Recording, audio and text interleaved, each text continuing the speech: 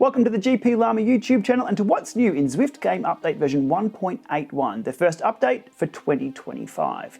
Now there's not a lot of wholesale changes as we hit peak Zwift for the year, either this week or next, but a quick overview of what we'll see in this update today.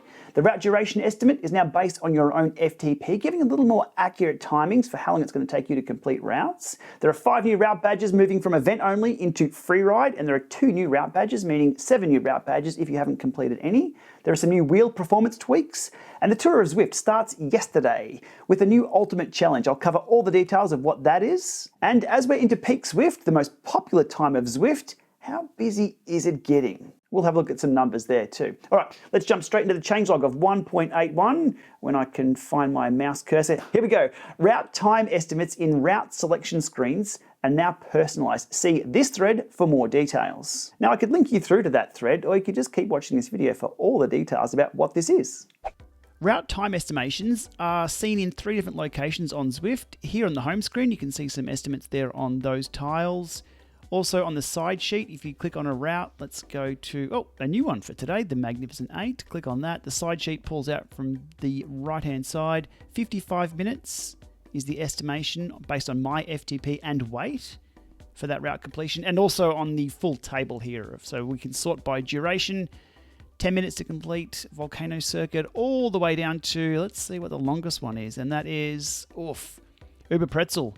Around 5 hours and 30 minutes to complete that one. Oh, that would be a long day in the saddle. Our good friends over at Zwift Insider have dug a little deeper on this specific topic. Even though they state here they haven't dug for hours, they've got some pretty good info that I'll link to in the video description below. Their estimate of the algorithm is that Zwift are estimating the route completion times based on riders holding around 75% of their FTP for the duration of that ride. Now, that is based on your FTP and your weight, so it will be all watts per kilo based, and it does state here that you do need a restart required if your FTP isn't correct. So, more details in the link below to this article over on Zwift Insider, but the takeout from this change is that those estimations should be a little bit more ballpark accurate than they were in the past. Okay, on to line item number 2 here for the changelog. Badges are now available for 7 previously event-only routes are now available for free ride. Now I believe this is split between 5 previous event badges moving over to free ride and 2 new route badges.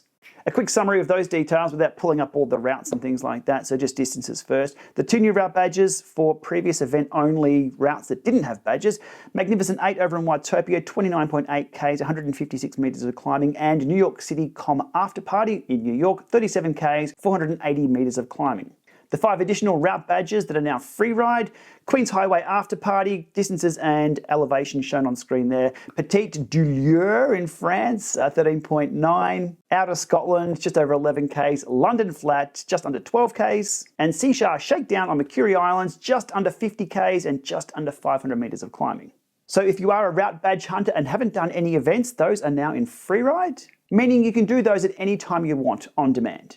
Okay, back to the changelog and item number 3. Improve the aerodynamic performance of the Shimano C40, C50 and C60 wheels. So just how much has this performance increased? Well, I guess that depends on how much money Shimano put in Zwift's back pocket to get that done.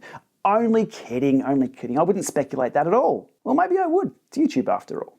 Quickly moving on to the next line item, fixed an issue that could cause the screen shake effect setting not to persist between sessions. The screen shake effect was fixed in the last update. It's fixed in this update, which if you switch that setting, it didn't persist. So 2 thumbs up for the fix. From there on down, just a few miscellaneous updates and fixes across all platforms and also platforms specific for Mac, Windows, Android, iOS and Apple TV. Okay, flicking the changelog and onto the Tour of Zwift and a few things you need to know about this tour which kicked off yesterday.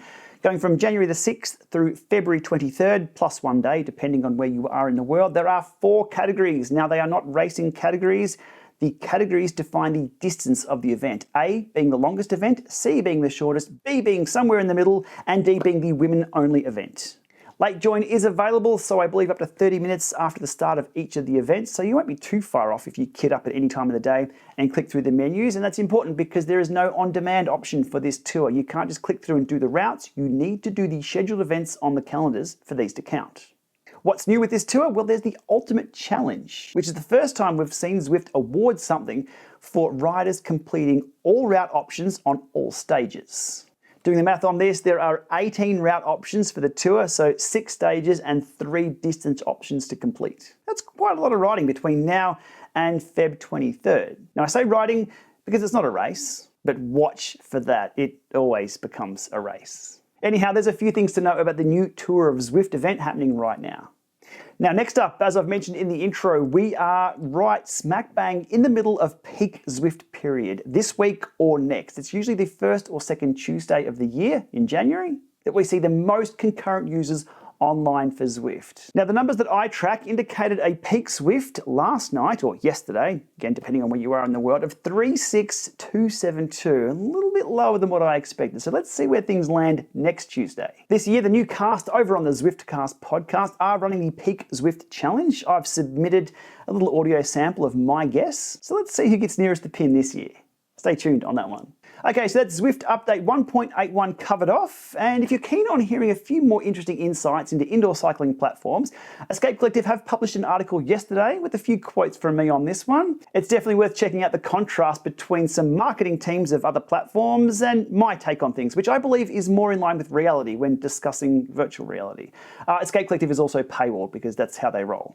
Okay, we'll leave it there for today. That's the details of 181 and a few additional things covered off. As always, subscriptions really help out. Hit thumbs up if you've learned something new here, and we'll see you soon, either indoors or out. Happy riding.